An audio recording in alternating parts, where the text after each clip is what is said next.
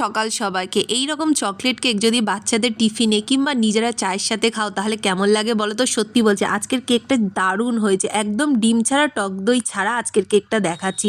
তো চলো শুরু করি। তো প্রথমে নিয়ে নিয়েছি আমি 1 কাপের একটু কম লিকুইড দুধ, 1 চামচ মেল্টেড বাটার, 2 চামচ নিয়েছি সাদা তেল, আর 1 চামচ নিয়েছি ভ্যানিলা এসেন্স, আর হাফ কাপ নিয়েছি কিন্তু একদম গুঁড়ো চিনি। এই মিশ্রণটাকে ভালো করে মিশিয়ে আমি কিছুক্ষণের জন্য রেখে দেবো যাতে চিনিটা ভালোভাবে গলে যায়।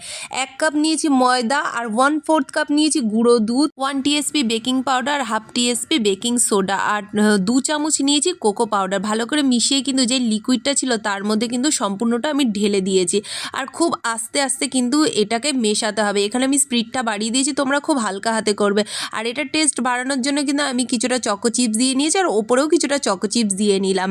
তো এটা অপশনাল, তোমরা তোমাদের মতন দিতে পারবে। আজকের কেকটা আমি ওটিজিতে করেছি, তোমরা কিন্তু চাইলে গ্যাস ওভেনেও করতে পারো। এটা জানিও কেমন লাগলো।